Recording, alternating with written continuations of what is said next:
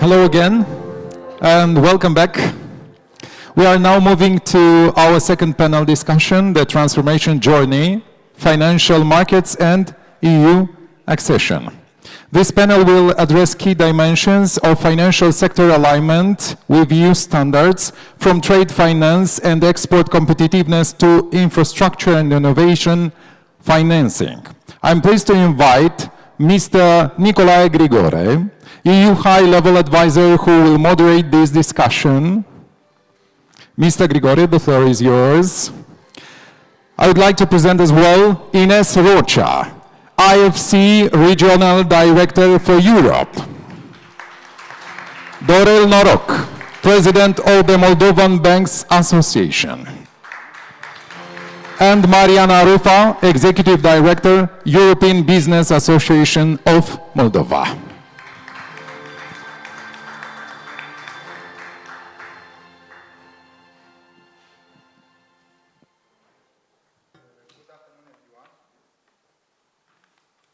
Working? Yes. Good afternoon, everyone. Thank you very much to come back after this lunch. I realize that it's not very easy to stay awake during this session. Welcome to panel 2 of the policy event Finance and Growth Accession Lesson for Moldova. My name is Nicolae Grigore. I'm EU high-level advisor on financial services within the project Moldova is Europe, support for the EU integration. So in this panel, the transformation journey, financial markets and EU accession, we will explore 3 crucial topics: trade finance and export competitiveness infrastructure, innovation financing and equity financing gaps, and institutional transformation, governance and financial sector integrity. Why are these topics important from Moldova? First, strengthening trade finance is essential for for Moldova's SMEs to compete in global markets and align with the EU standard. Second, closing the equity financing gaps is critical to fostering innovation and supporting the growth of startup, which will enhance Moldova competitiveness within the EU market. And third, enhancing governance and financial integrity is essential for Moldova to meet EU standards, build trust, and attract investments. I'm truly honored to be moderating these discussions with an exceptional group of experts.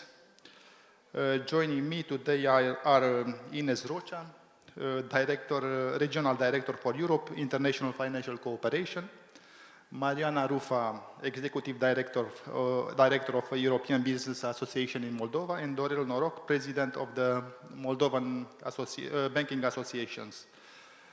Thank you, all of you, being here.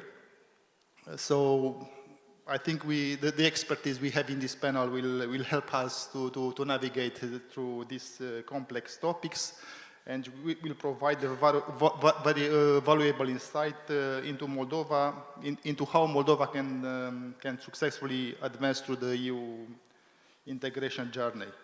So moving for the first topic, which is trade finance and export infrastructure competitiveness, I will start saying that as Moldova moves closer to the EU integration, it encounters both great opportunities and challenges in aligning its economic and financial system with EU standards. One of the key steps in this process is building strong and well-organized trade finance systems. The systems is essential for supporting countries' small and medium enterprises, which are crucial drivers of innovation, job creation, and economic growth. Globally, small and medium enterprises account for over 90% of businesses and employ more than a half of workforce. So strengthening this sector in Moldova will be crucial for its ongoing economic development and success on international stage. One of the key challenges facing small and medium enterprises is accessing trade finance. In accessing trade finance is the high rate of rejections. Globally, over half of trade finance requests by small and medium enterprises are rejected, compared to just 7% for multinational companies. To help us to explore this important challenge, I would invite Mariana Rufa, Executive Director of EBA Moldova, to share her insight on the main barriers contribute to trade finance rejections and how these obstacles impact SMEs in scaling, innovating, and competing at the international level. Mariana, you have the floor. Thank you. Dear Nicolae, honorable ladies and gentlemen, dear Ms. Governor Anca Dragu. First of all, I would like to use this opportunity to express my highest appreciation for the whole team of the National Bank of Moldova for such a remarkable event, Finance and Growth. It's a very strategic and timely topic to be discussed now as a part of the EU integration path of the Republic of Moldova, especially considering the fact that Moldova managed to continue this path and we have very few years in which we have to deliver. And we have to really build the path for growth. Now, of course, when we are speaking about challenges, I would like to really bring some figures, which to us as European Business Association is the grounding floor to speak about growth. And maybe one of the most important facts is that Moldova is still having a negative situation in terms of exports. So we are speaking about trade balance, which is not yet a good one, but we hope it will grow for better. In this way, since 2014, when we've only signed the association agreement until 2025, we managed to increase to actually double exports from almost 35% as a total share of exports onto the European market from the Republic of Moldova to approximately 67%. Which is a very, very important slope, which is a very important dynamic. Now, another figure which we should understand that when the national budget, public budget of the Republic of Moldova is designed, about 70% of the revenues to the national public budget is coming from VAT, from import, from customs, which means that we really need to enhance our economy and to first of all, build the value-added approach, thus changing the economic paradigm into a production economy, which means that we have to really stimulate and boost production. Of course, how can we do this? Through the banking system, including and all the possibilities, all of the opportunities that can be, all of the instruments that can be generated by the financial banking market in Moldova, but also it's very important that we have a growth plan which has been signed and committed by the Republic of Moldova. When we say committed, we mean that we have to first deliver a good series of reforms until the money comes. It's also very important to understand. Also, there was a promise that about 25,000 of companies will be supported. Now, to get to the very peculiar and focused side of your question, Nicolae, indeed, we have to consider on the financial banking side that the rejection when it comes to credits requested by the private sector comes for the same list of factors that have been valid for Moldova for many years. One of them is really the availability of collateral. Many of the companies that would like to really invest into production or buying equipment, they do have a problem with collateral. And indeed, to the extent possible, it would be extremely important to find some solutions also on the side of the National Bank of Moldova, but also on the side of the commercial banks, in order to think to what extent we can smoothen the requirements related to collateral. Of course, by respecting the EU directives, but by considering that we have to boost growth. Second thing is also the overcrediting. So many of the companies that are willing to invest into development, technologization, innovation, digitalization. They consider different kind of possibilities to fund themselves, and very often we get to the point when we are in a situation of over-credited. A very interesting thing that we have identified talking to our companies is that, you all know that on the 23rd of August 2025, Moldova managed to reach 100% of the electricity obtained from the renewables. It was really the top day when Moldova did it.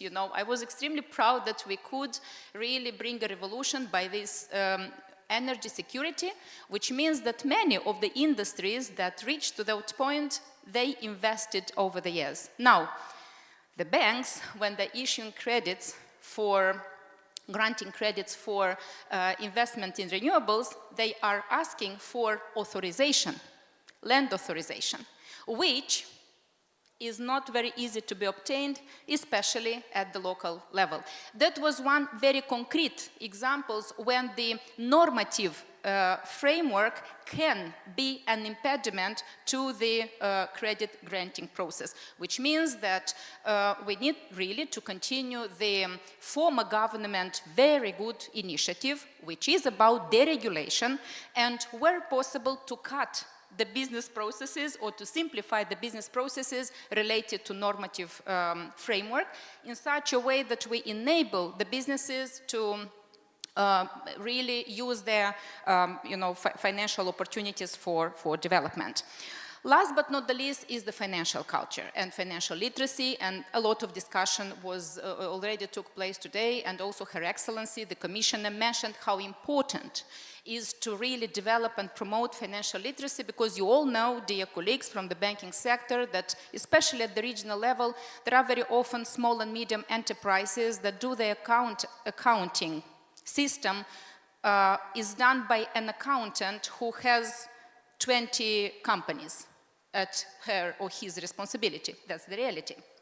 Which means that this has to be really enhanced. Accounting system, financial management, cash flow development, all of these things, they have to be better embedded into the governance principle of the small and medium enterprises. As a BA, we are representing the bigger companies. However, we also do a lot of trainings in this regard. And last but not the least, communication.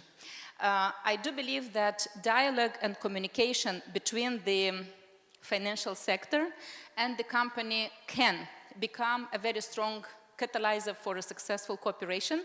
So when the company who knows how to grow potatoes, who knows how to install renewables, but doesn't very well know how to do accounting or financial management, maybe they can receive certain assistance, and that maybe can become a kind of a B2B approach from the financial banking side in order to help them to be more literate when it comes to obtaining financing. So that's on our side. Sorry if I was a little bit longer. Thank you very much for this comprehensive answer, but I will ask you another questions. Starting saying that this, closing these barriers you mentioned is not just about improving access to credit, it's about development priority. So to move forward, we need a coordinated set of policy and institutional measures that can reduce rejection rates and build a stronger and more inclusive trade finance ecosystem. Having considering these barriers and their economic implication, I would like to ask you which specific trade finance instruments and infrastructures should Moldova prioritize to support small and medium enterprises exporters?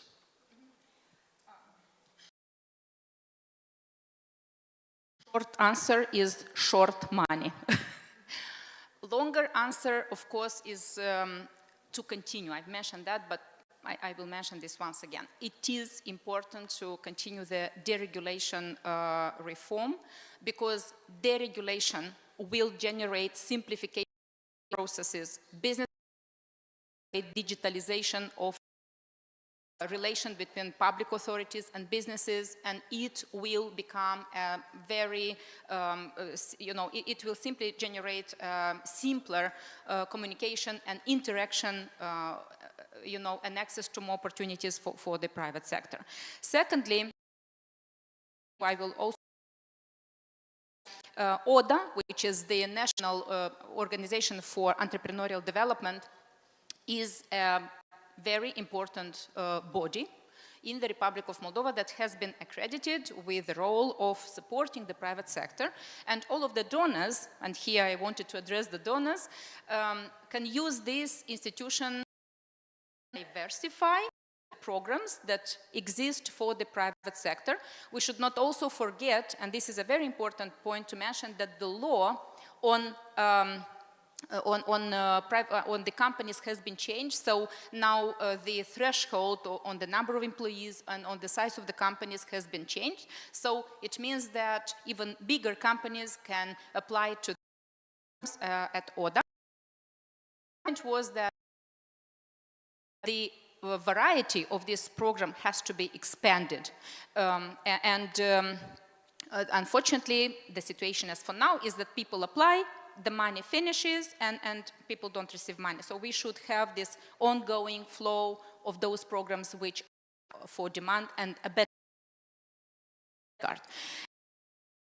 Trade finance, in my question to Her Excellency Ms. Commissioner, the trade financing instruments, as I gave one of the examples which are operating today in Romania, in Germany, in Austria, in Baltic countries, they are a good solution for the cash flow and short money for the private sector.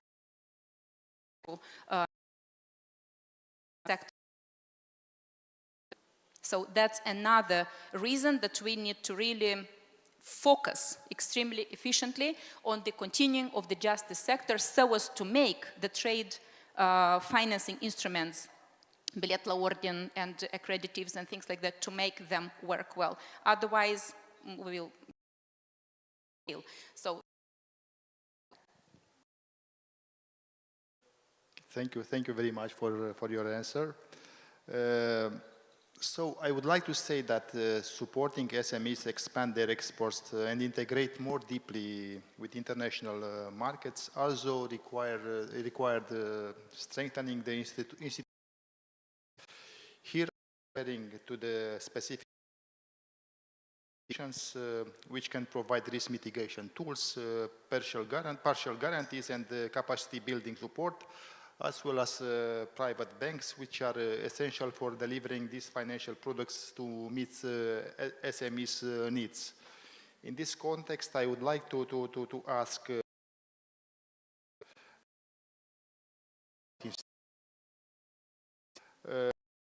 versus private banks in supporting SMEs exporters. Thank you.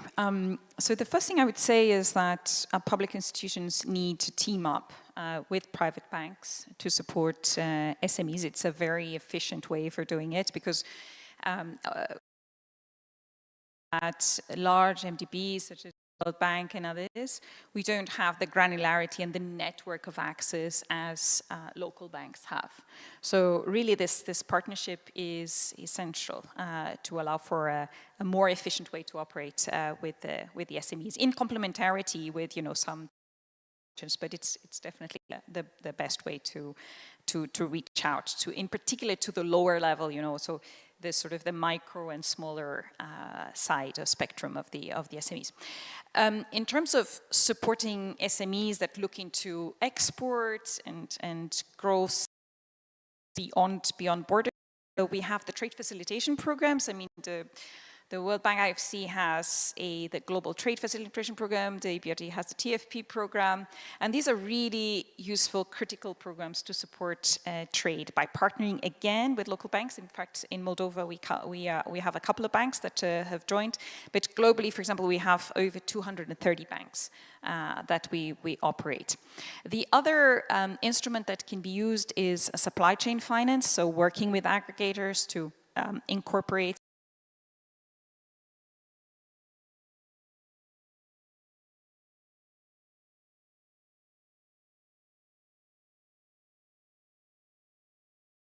capacity building, getting SMEs also to go from the informality to the formality. We talked about, accounting, and that also public institutions and EU programs can support that. We have ourselves, but also EBRD has a wide program of SME advisor, which is also very important. So the non-financial part on the capacity building is critical.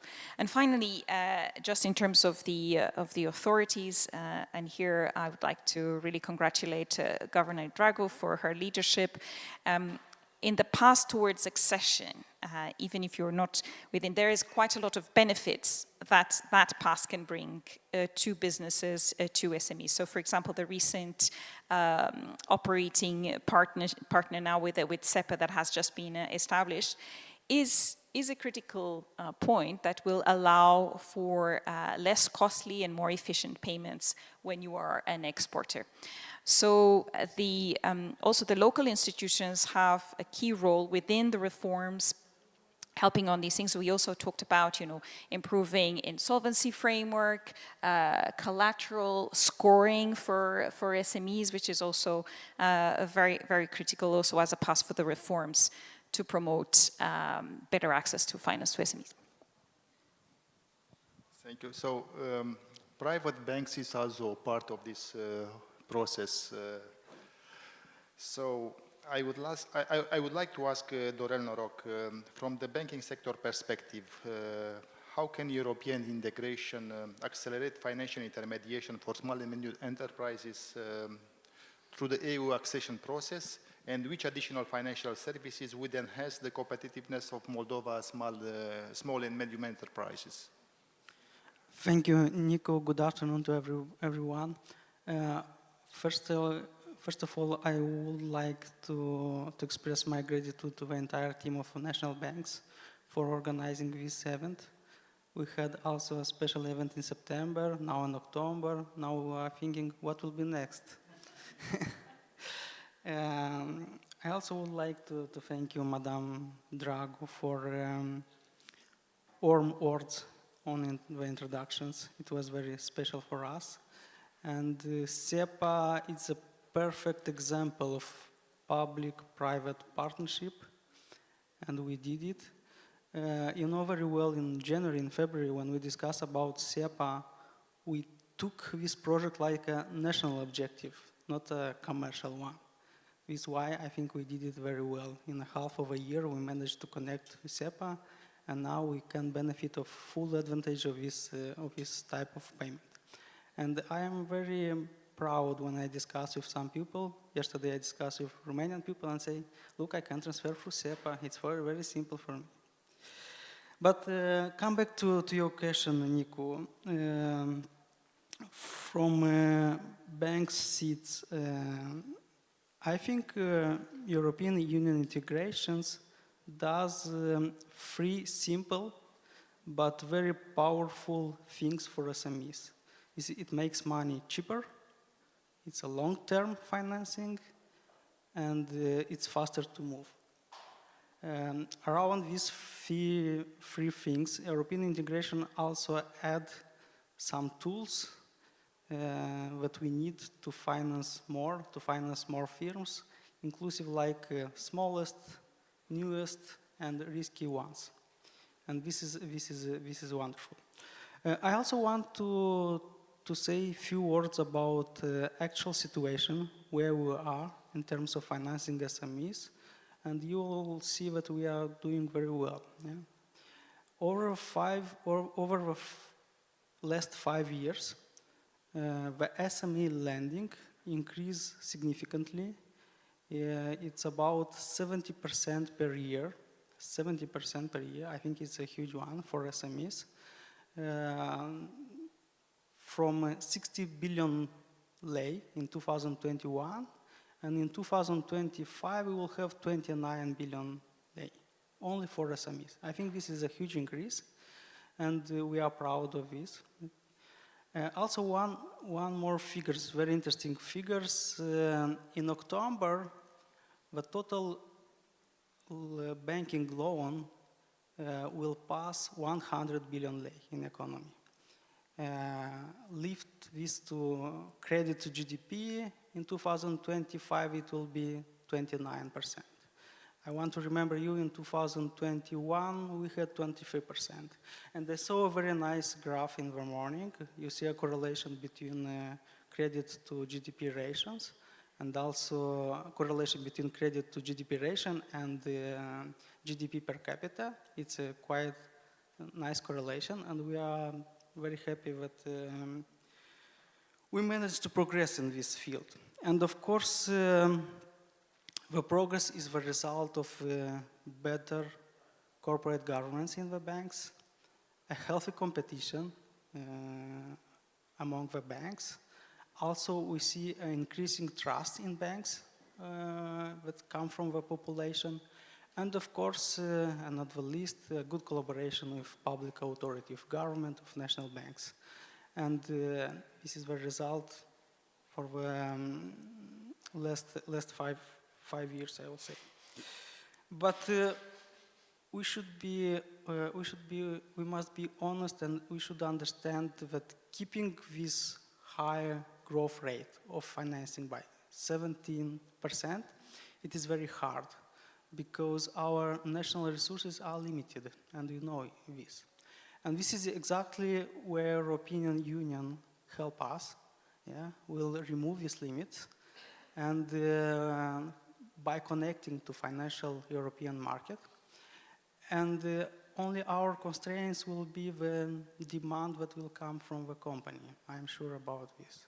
And we start to see that banks started to collaborate very well with some banks from European Union, and we start to receive money from national institution or directly, a money with a long term, 7 years, with a cheap interest rate. And this is very perfect for investment, that we need a long-term money. To conclude, I want to emphasize 3 opportunities that will come with European integration. This is cheap money and long-term, and this is the expectation of a business. Also shared risk, yeah. We want that banks will say yes more often to their client, and this is the shared risk. We have last 2 weeks, I think, 2 banks sign tools, guarantee portfolio that will manage to share this risk and to give more money to the company. Also, third is access to capital market, both for company and also for banks, through equity, for bonds. And also we will expect to have more and more resources for green transitions and for digital transformation. We see this, and I am sure in the next 5 years we'll have a lot of money. We need only to be able to implement these projects. Thank you. Thank you very much, Jorel, for your comprehensive answer. You gave us only good news about the evolution of the banking sector in Moldova. And now I think we can move forward to the next topic, which is innovation financing and equity financing gap. I would like to start saying that when we look to the EU compared with the US, we see a big difference in how much money is invested in a startup. In the EU, venture capital, money that helps new innovative and innovative businesses, represents only about 1/3 of what it does in the US. One reason for this is that European households tend to prefer putting their money in saving accounts rather than investing in the stocks. In Central and Eastern Europe, this situation is more even challenging. The region holds less than 10% of the total venture capital of capital market in Europe, and investment are much smaller compared with the EU average. For example, in the EU, the share of these investments in GDP is 0.33%, but in the Central and Eastern Europe, it's only about 0.12%. For innovative startups which are high risk but which can bring high revenues over time, this creates significant challenges. To start building their businesses, these companies often have to offer their services for free only to attract customers. Once they start succeeding, they need a lot of capital to grow quickly. At this stage, many of these companies consider going public through the IPOs, but there is a problem. In the EU, many startups face difficulties because the national stock exchange aren't big enough to support them. The market valuation are lower, and it costs more to raise capital compared to US. Considering that Moldova currently lacks of meaningful venture capital ecosystem and has limited equity financing beyond traditional banking, I would like to ask Ines, what mechanism can bring the equity financing gaps for innovative high-growth firms in Moldova? How can the financial systems evolve from debt dominant to supporting risk capital and long-term financing? And what is the optimal approach for Moldova? So this is it's not an easy question, but it's not Moldova specific. I mean, I see the challenges on equity and high growth across many of the countries, in particular, even other countries that I cover within my remit within EU. So it's a common issue that I see, in particular when you compare the figures between EU and the US. And you can see, and I refer a little bit also to what my colleague Ulrich mentioned before about this process of creative destruction. The process of creative destruction, you know, when you compare VC and innovative companies in the US is much higher than in Europe. So there's a structural issue there, which is, you know, also due to the nature of the markets. But there are things we can do. So, and we know also from experiences in other countries that there are some lessons learned on things that we can do. So first, there are some government-backed initiatives that can help in terms of, for example, setting up anchor venture capital or creating, for example, tax benefits. I mean, we see this in other countries. It works as well to promote angel type of investors, you know, if they can get some of the tax benefits by deducting if they do certain types of investments into equity, seed grant programs, so direct grants for startups, for product development and R&D, so that also works. One important thing is build up a angels type of investors network. I know there's quite a few as well within the EU, and actually the EU supports many of these. So then with the EU accession path and integration, you would have a wider access to that, and often diasporas play a role in that. I often see a lot of diaspora investors that want to give back, and in fact, where they actually invest a lot is innovation and startups. So that can be also a source of early stage investments. And of course, MDBs and DFIs play a role, supporting accelerators, capacity building around accelerators, but also investments, direct investments in PE and VC funds. So just as an example, I mean, we have invested in a fund, Horizon, which operates in Ukraine and Moldova, and they also invest in startups in an early stage. We talked about earlier this morning as well about the benefits of regional integration with Europe and creating a much broader ecosystem. Now, of course, some of these measures, you know, some are more shorter term and others are a bit longer term. And the reality is that there is a bit of a virtuous cycle when you talk about VC funding, and having some success stories and some positive track record will attract more investments into early stage companies. And we have seen this, I mean, not too far away in Romania, for example, there are some very successful cases in the IT sector of startups, and that has created some interest around.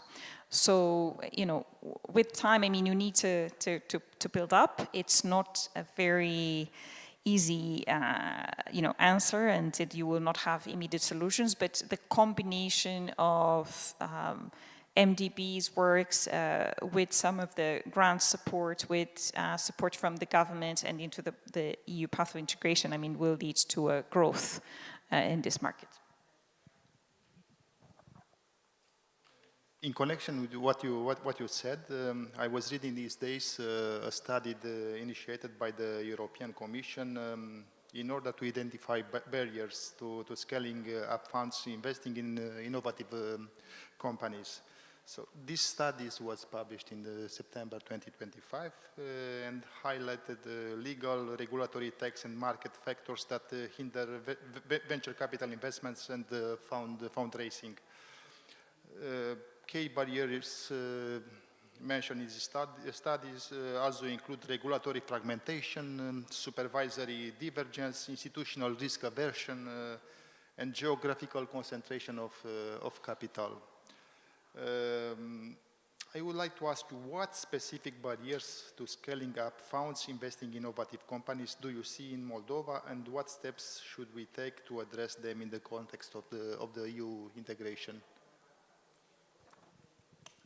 This is linked to also the previous question. And again, you know, Moldova's challenges, because of the size of its economy and the developing nature, is not unique. So we see this across. I mean, we mentioned there could be a mix of solutions between government and also MDB support that could, you know, help remove some of these barriers. Often, for example, we didn't talk today, but local currency on equity is, you know, an exposure to local currency can be also an issue that deters some of the international investors that are looking for more critical mass across borders. And in this sense, you know, the EU path, but also Euro integration can help some of the markets. I think, you know, we need to start thinking about small steps. And again, you know, back to this idea of creating some track record and some positive stories that will enable then the showcase and attract a few investors. The market integration that we were talking before, even over lunch, in terms of capital markets, you know, is also something that is attractive for investors, because they can see that potential there could be further liquidity in the future. Because one thing also that investors think about when they're looking into innovative firms is not just, you know, investments, but what is my potential exit, right? So how I can, is it through a trade sale or some capital market? So, you know, some of the discussions we were having in terms of capital market integration can help in that sense. But effectively, you know, it's going to be a mix of removing some of the regulatory barriers, putting some tax incentives, I think, or some incentives towards creation, and a combination of MDB support with the EU grants. Thank you very much for your valuable answer you give us. I think now we can move on to topic 3, which is the last topic of this panel, which is about institutional transformation, governance, and financial sector integrity. So we all know that the central bank is negotiating three major EU accession chapters related to financial services, capital account liberalization, and economic policies, while implementing EU directive on banking supervision and corporate governance standards. These transitions requires establishing fundamental institutions with EU accession driving reforms in governance, legal framework, and market liberalization. In the context of EU accession, I would like Mr. Dorel Noroc to tell us how can Moldova strengthen the financial sector governance, transparency and institutional quality during EU accession in order to build trust, attract investment and prevent regulatory backsliding. Yeah, thank you. Trust is the key word of all our topics, I think. What I want to say is we must be willing to implement EU standard, yeah, and understand that they are necessary first and foremost for us, not for members country, not for European Union or for other else. It's especially for us, yeah. Second, we must to protect financial sector independence, especially central banks. This is a fundamental principle of European Union legislation, yeah, to have this independence. Because this independence builds trust among citizens, among population, and among investors, yeah, from abroad. And I want to say that the National Bank has already started harmonized banking legislation. Yeah, we had a lot of draft projects that come to us to public consultation, and all these draft projects, their objective is to harmonize the legislations. And the topics of harmonization is capital adequacy and prudential standards. And of course, this will be done in a step-by-step manner in order to banks to adapt to these new legislations. Also, one topic to increase our trust, yeah, our reputation is AML and beneficiary ownership. And we did a lot of progress here because for example, we will not be able to join SEPA if we didn't have a progress in these sectors on IML and ownership, beneficiary ownership. And the last thing that I want to say, it is essential that we should reach one point, yeah? And this is the scope of all of us, that the public should trust that the banking sector is fully compliant with EU standard. Yeah? This is the point that we should reach. It's fully compliant with EU standard. It's sustainable, well-governed, and transparent in terms of ownership. Now we are in the phase when we know who are the owner of the banks. And this is it's a source of trust. I will say that the banking sectors has become now a source of stability, yeah? A source of innovation, a source of financing. When we look in the past, in some cases, the banks unfortunately was a source of instability. But now we are on the good point. And we should keep this progress, yeah? And to maintain for the next year. This is my answer. Thank you. If you want to add more. Thank you very much, Nicolae. I very much am in line with what my colleague Dorel has mentioned. And moreover, I just wanted to mention that Moldova, as a public authority, as National Bank of Moldova, has already proved that we managed to succeed in the implementation of the most difficult reforms, especially in the legal harmonization. Dorel has reflected an example of AML and compliance legislation, UBO, EQIC. Well, I'm also supporting this because as EBA, we have been also very, very actively involved in this sector. And in this regard, I wanted to really compliment the team of the National Bank of Moldova who proved openness, which was not always the case in the past. So my point here is that in the process of all of this innovative legislation, which we have to implement, not only to harmonize, which is on paper, but to implement, which is de facto, it will be absolutely imperative to keep this communication because for everybody, in many cases, this is cosmos.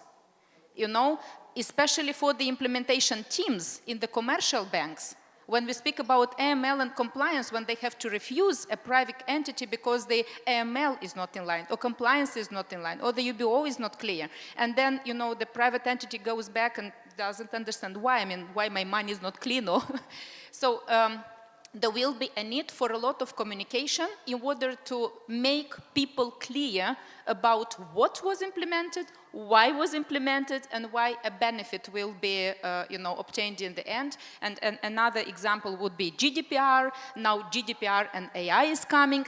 A lot of really new things that everybody has to understand how to implement and not only harmonize on paper. So what we are saying is that as business associations, also banking association, EBA, we have to really work a lot with our members, with the private sector, in our case, to teach, to support, to guide in order to be clear on both sides, on the public sector and private sector. I fully agree with you, with your answer, and I will conclude that to strengthen financial sector in Moldova must combine legal and regulatory alignment with strong supervision and credible enforcement. Thank you all of the panelists for your valuable inputs on today's discussions about Moldova's financial market transformation and EU integration. I would like to say that the main insight we gained today in this panel are that addressing the barriers to trade finance is essential for unlocking the potential of SMEs. So when SMEs have access to affordable and reliable finance, they don't just grow their businesses, they drive broader economic growth and resilience. And another thing I would like to say, to underline, is that more supervisory convergence and coordination is needed, particularly regarding fund governance, marketing, and reporting requirements. This will be key in supporting the scaling of innovative companies in Moldova. Thank you very much for your valuable inputs. Thank you to our distinguished panelists for sharing their valuable perspectives. It is important to have this discussion about the need to harmonize legislation in line with European standards, including the transformation and modernization of financial infrastructure to support real economic growth. Ladies and gentlemen, we are now coming to our final keynote address. We move to the next speaker. I'm pleased to introduce Professor Basile Grassi, Assistant Professor of Economics at Bocconi University and Research Fellow at the Center of Economic Policy Research. Professor Grassi's research focuses on macroeconomics, firm dynamics, and production networks, topics directly relevant to our discussions today. His work has been published in leading journals, including the American Economics Review, the Quarterly Journal of Economics, and Econometrica. Professor Grassi, the stage is yours. Thank you very much thank you very much to the National Bank of Moldova to organize this amazing conference and putting me on the program. I think today we have been discussing of how to foster growth, what are the reforms needed to Moldova to be able to get into the European Union, and I can see that this process is in very capable hands. Now, what I would like to do today is to bring a bit of an historical perspective on past EU enlargement, and especially with a focus on the 2004 enlargement, which was until now the largest enlargement to the European Union. So, you know, there is a lot of things that you know already, but the European Union is big. It represents 1/6 of world GDP. In nominal terms, this is the second economy in the world, and in real terms is the third economy in the world, neck to neck with China.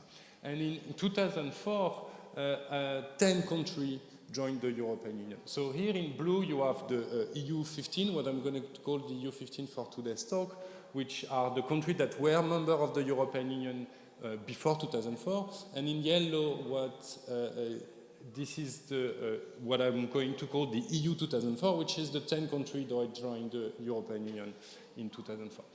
Those 10 countries represent 75 million people. So this is, a population of the size more or less of Germany. So quite sizable.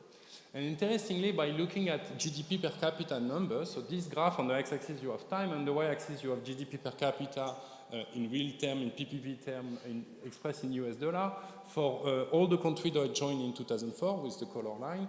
And the black solid line is the aggregation, the GDP per capita of the EU 2004 block. And the dash black line is the EU 15. I put the US there, but we should forget about the US for today. And then I also had Moldavia there. So what I want to highlight is that in 2004, GDP per capita of the EU 2004 country were about $18,000 US. After 15 years, GDP per capita was something like $35,000 US. So over those 15 years period, GDP per capita have doubled. So this is kind of a huge increase. This is what we call an economic miracle, right? The question I'm asking in this paper and this presentation today is how much of this growth is due to the European Union. As you can see, all those countries were growing before, and they're growing after 2004. The question is, what would have been the GDP per capita of those countries if they didn't join the European Union? So to kind of have a little bit of to be able to assess that in a bit of a causal sense, let me just replot the same thing, but by doing everything in relative to the EU 15 level. So what this says is that in 2004, the EU 2004 GDP per capita were about something like 50% of the EU 15 level, and after 15 years, that's more closer to about 80% of the level. While Moldova, for instance, in 2004 was something like 10% of the EU 15 level, and is now about 20% of the EU 15 level. So the challenge to be able to evaluate next one, the challenge to be able to kind of causally assess the value of the effect of the European Union is to typically, if we want to make a causal statement, we need to compare the treated group and the person that received the pill. Here the pill would be enlargement of the European Union with someone that didn't receive the pill, the control group. The challenge is that there is no such control group. There is no country like Poland that have all the characteristics of Poland before 2004 that didn't join the EU. So fortunately, I have some econometrician colleagues that have kind of developed a method to be able to exactly address this type of issue, and those method is called the synthetic control method. So essentially in this paper, I'm going to apply the synthetic control method to this enlargement episode, and I will also try to kind of emphasize and look at what are the underlying mechanisms behind those things. So, let me skip the preview result. I'm going to show you the result directly.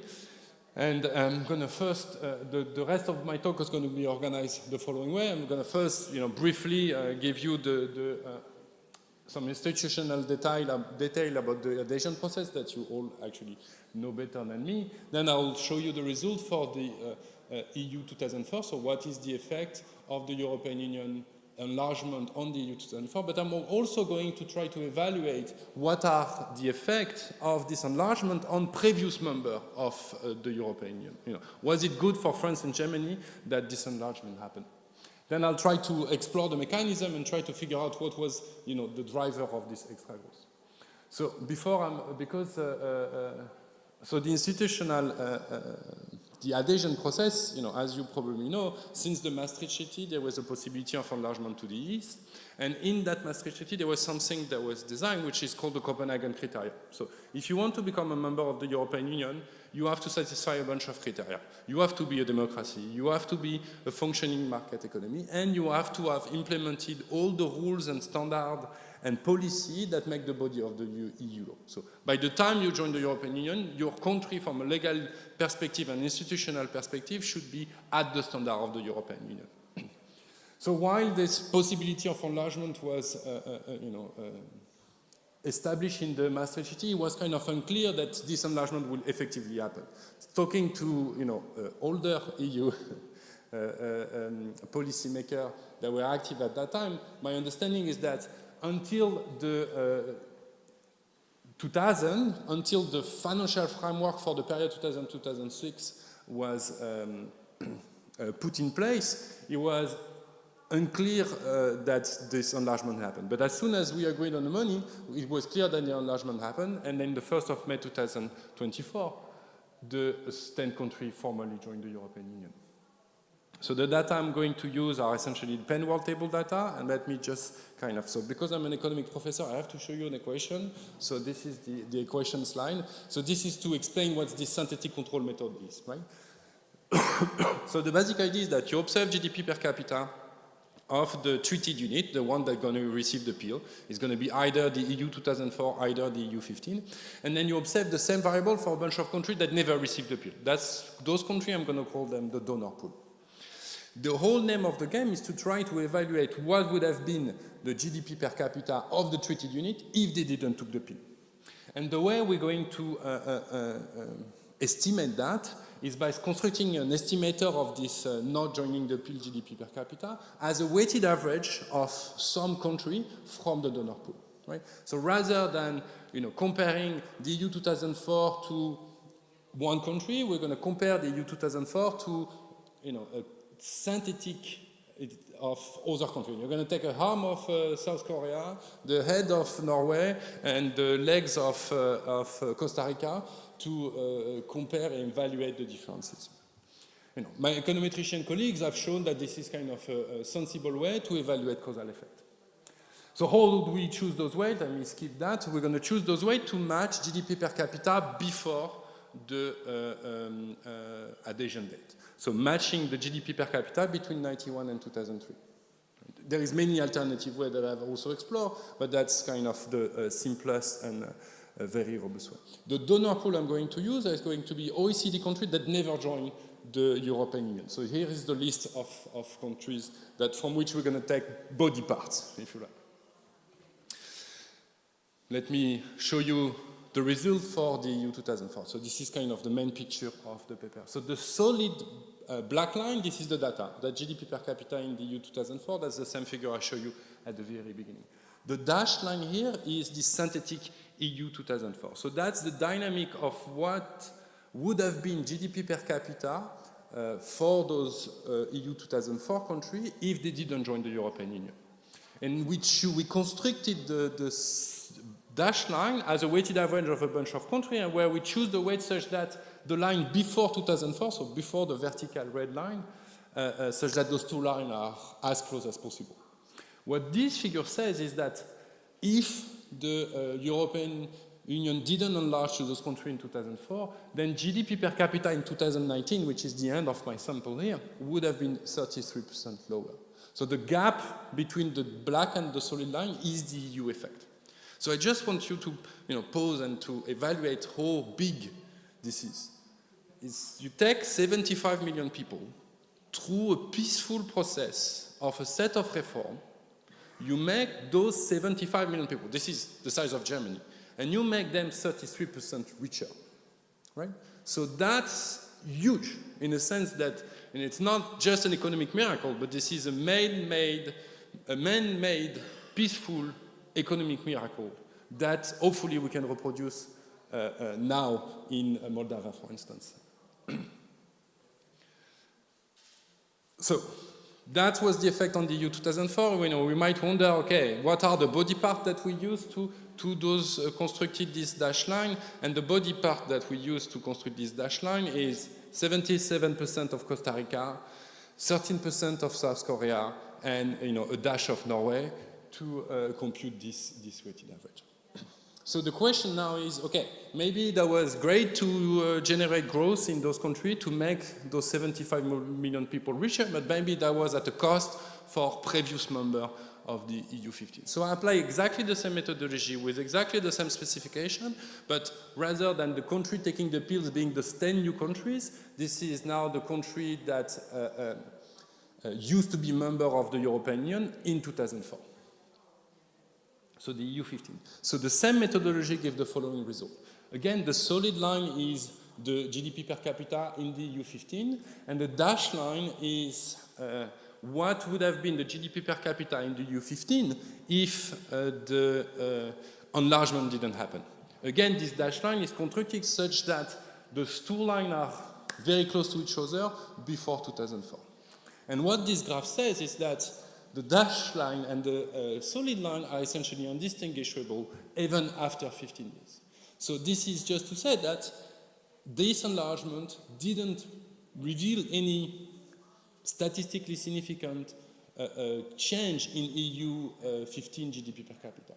This figure is surprising in two dimensions. When I go to talk to my international trade colleague and I show them these figures, they say that cannot be because you reduce trade barrier, that should be beneficial for everyone. When I go and talk to my friends that work in Paris and I told them, look, the enlargement didn't cost us anything, they're also very surprised. They're like, no, come on, all those jobs that kind of left. And turns out, we cannot see in the data any kind of sizable thing. And actually, you should think that because there were a bunch of transfers through the cohesion funds from the EU 15 to the new member countries, this is actually a good news because despite those transfers, GDP per capita in the EU 15 was not affected by this enlargement. Right? This is kind of the Frankenstein coming out of this model. Again, Australia, Iceland, Israel, a bit of Costa Rica, and a bit of Norway and Canada. This result is extremely robust. You can try to challenge all the choice that I made to reach that result, changing the set of donor pool rather than looking at OECD country, maybe looking at just geographical European country, or looking only at ex-communist country. That result holds very well. So that gives me a lot of confidence in this causality of this EU effect. Okay, so then the question is where this extra growth came from. What did the EU do to your country? When I say what did the EU, it's not really the EU, it's the adhesion process, all the reform that you have to implement and all the policy and regulation that you have to satisfy when you join the European Union. And so to that, I lied. I told you I will show you one equation, I'm actually going to show two. So in this equation, I'm going to do something that is very simple, and I hope my student knows, is that it's a gross accounting decomposition. I'm going to decompose the gross in GDP, that's the left-hand side, into contribution of capital, contribution in labor, and contribution of something we call the residual, in which you have productivity inside, essentially. And I'm going to do this gross accounting decomposition for the data, the EU 2004, and also for the synthetic EU 2004, the dash line, the one that's the data if the European Union didn't enlarge in 2004.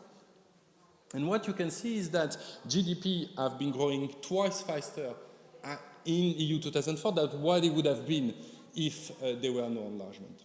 And this extra growth, some of that comes from better mobilization of capital, better mobilization of labor, but the bulk of this extra growth is due to a better and stronger growth, about 3 times larger growth in the residual, so 3 times larger growth in productivity. So this conference is called Finance and Growth. We have been talking at a few panels about productivity all the time, and the reason why we do that, because this is exactly how you achieve this economic miracle, by fostering productivity. And it seems that those reforms deliver that.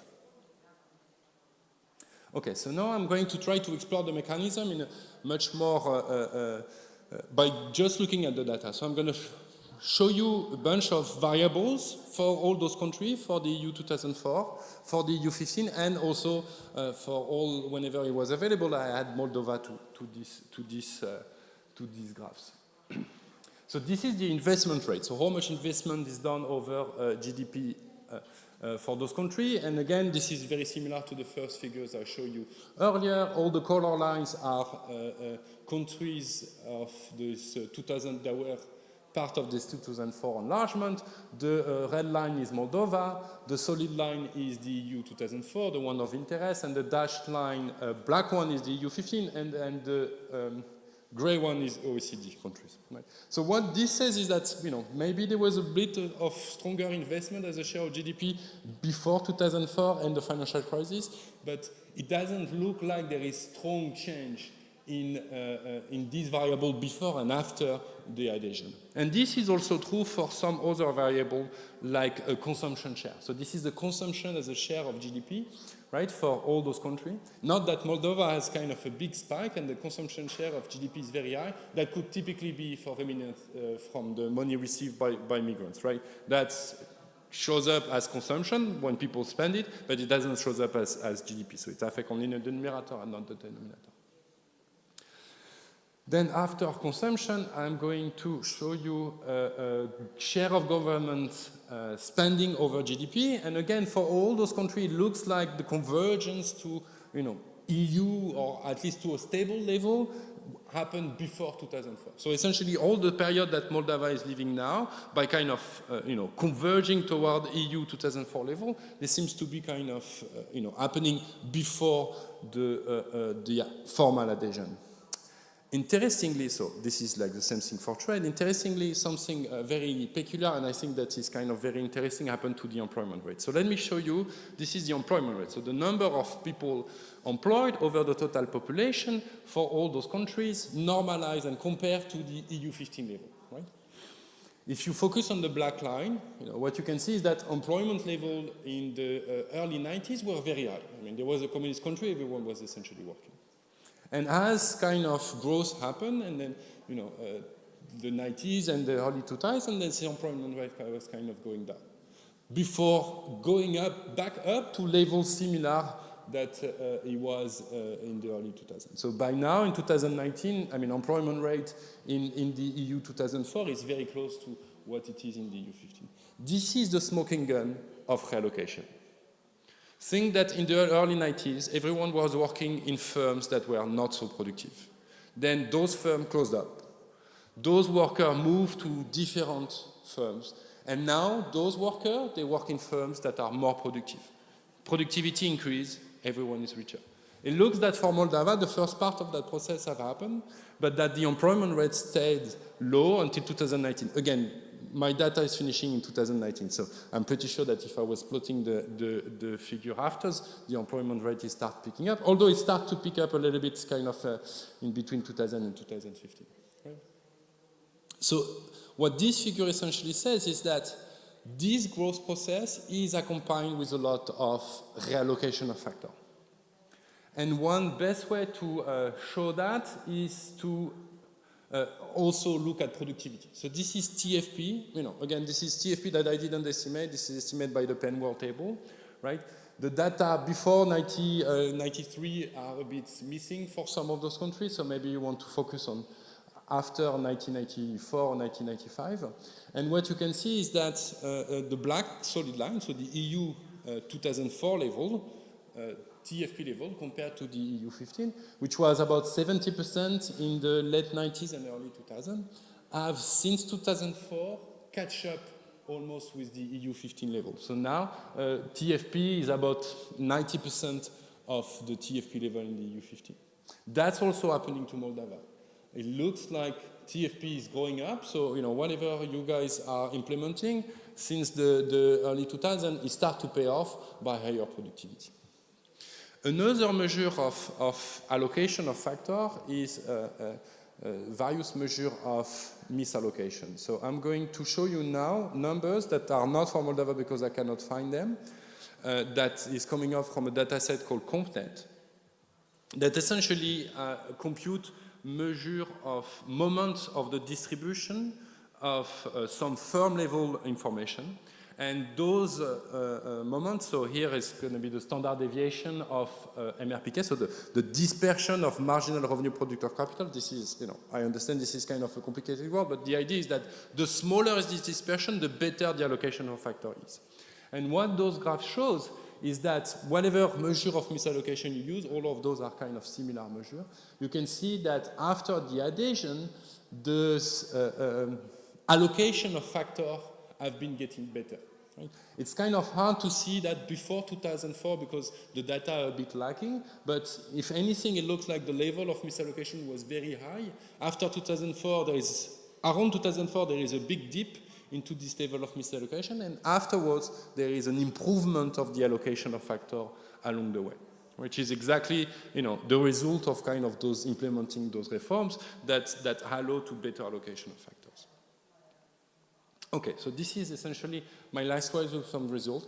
There is something I didn't mention in the paper is that I'm also building kind of a quantitative assessment to try to evaluate what are the growth potential for the next 20 years for those countries. So essentially I matched this black dashed line with the little dot that are the data. So this is GDP per capita in the EU 2004 relative to the EU 15. And I tried to build a model that I didn't show you with the orange line. Right?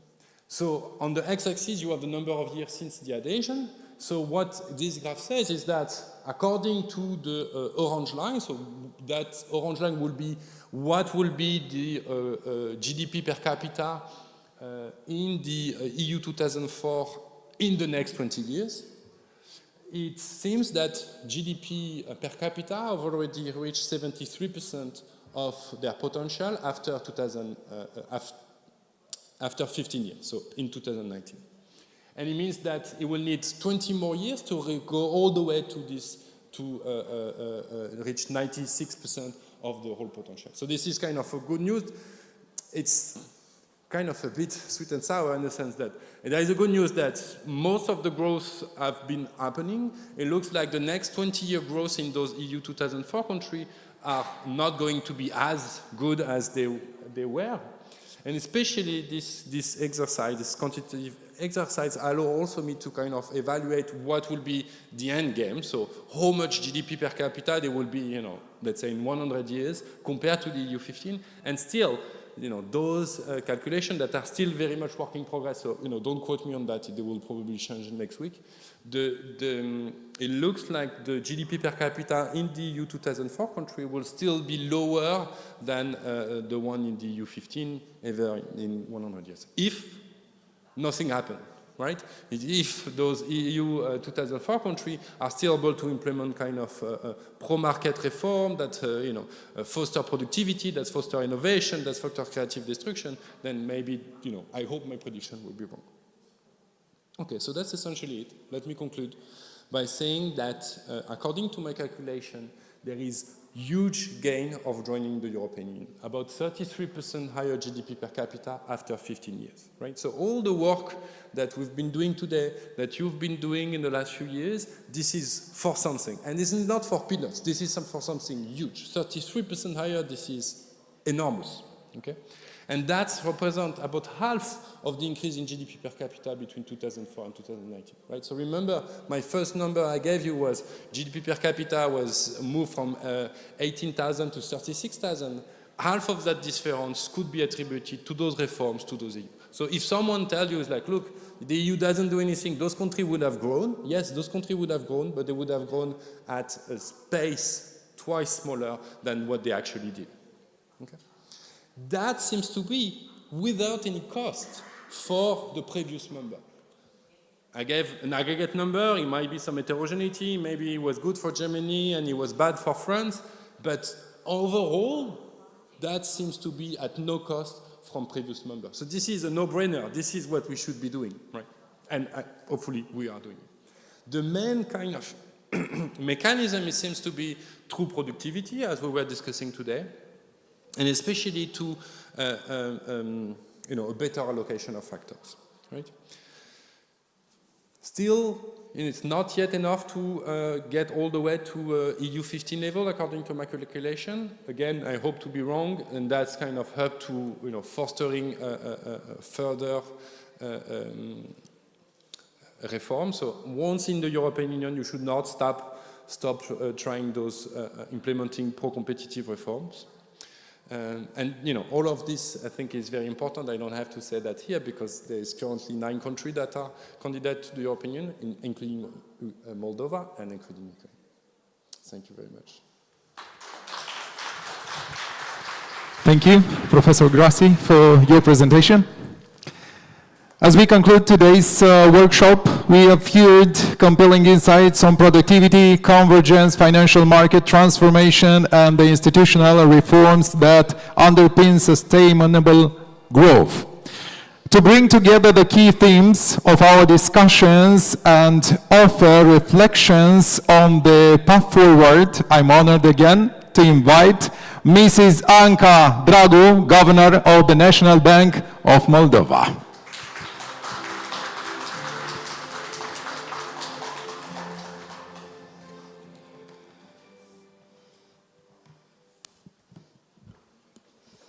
Good afternoon. I hope you enjoyed the conversation today, you enjoyed the lunch, and we are only 15 minutes late, so I will reduce as much as possible my final remarks.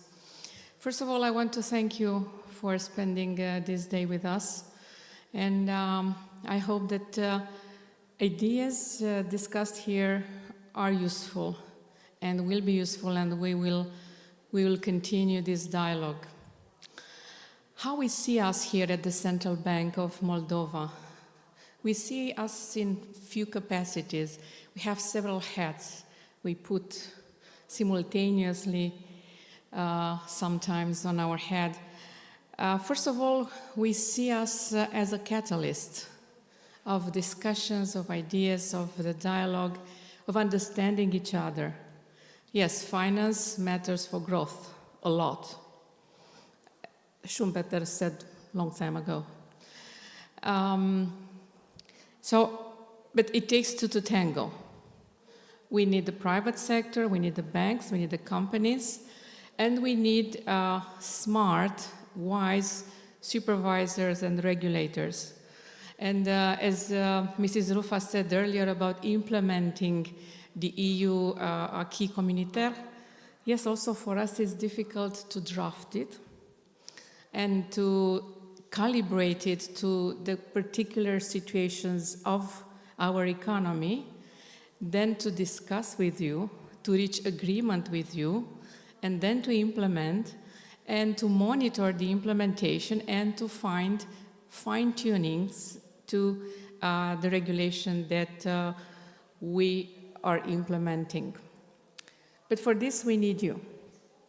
We also see ourselves as a provider of macroeconomic stability, as we are in charge of inflation, and most of the time we do it right.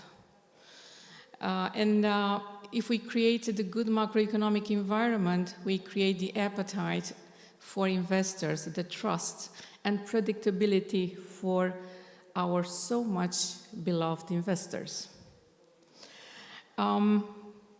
We are regulators and supervisors, and this is a little bit of a part of my job I like the least, I have to confess. But we have to make sure that financial market is a safe and sound financial intermediator, that both those who are investing and those who are saving feel comfortable in our financial markets. Yes, we have still some things to do. We have to develop some components of the financial markets, and we will do it. I was happy to hear Mr. Noroc saying that by the end of the year we reached 29%. So I'm very happy to see the next events next year when we are going to announce the 30% of loans to GDP we reached. Of course, it comes with higher buffers, capital buffers for banks, but this is the part of the game. So we were talking here about innovation, and it's critical for improving competitiveness and for Moldova to gain new markets. That's really crucial for the next years to come. But I'm confident that we will make it if I look at the private sector on one hand and at public authorities, including the government. Actually, government has a big role here. And I'm optimistic. We were talking earlier about the support for companies and through ODA, for example, this Organization for Development of Entrepreneurship. That's very important. Yes, maybe we have to be more ambitious in making known the products of ODA.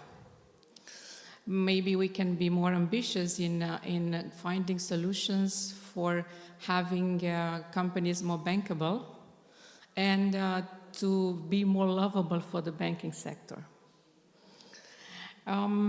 Financial education was also mentioned here and was also mentioned by Commissioner and by you in your interventions. And yes, we are already providing significant input to increase the level of financial education. Actually, we were thinking, we were discussing with OECD colleagues to participate maybe in this PISA test for financial education. That's a medium-term project, don't worry, it's not for tomorrow. But we should start preparing tomorrow if we want to see some results on medium term.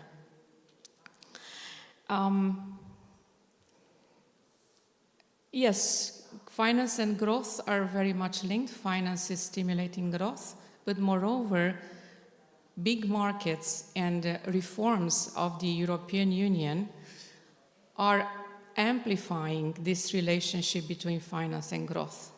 And we are sure that European regulations are protecting both investors and citizens. So, this having said, what can I say? Looking at debates earlier, I recalled a paper that I wrote as a student many, many years ago.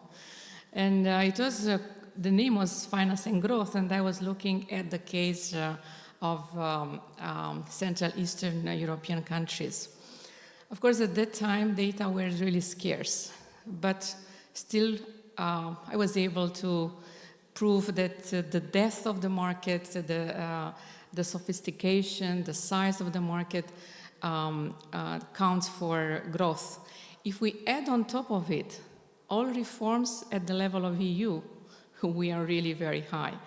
And I would just say in the end that as Robert King and Ross Levine said, like in 1993, they wrote this, Schumpeter might be right. It's a paper where they look again into the ideas that Schumpeter brought to light at the beginning of the last century.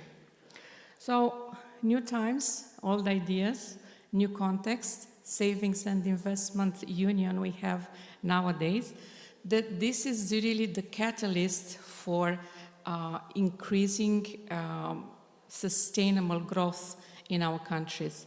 And the commitment of Moldova to be part of Europe, to really to belong there in terms of legislation, institutions, best practices, this is the promise and this is the reality we'll build on. Dear guests, thank you so much for spending this time with us today. If someone in the room would like to also say a few words, you're just welcome. Thank you. Thank you, Mrs. Governor. Thank you all. Now, ladies and gentlemen, we do have a QR code. You can find it on the walls, even on the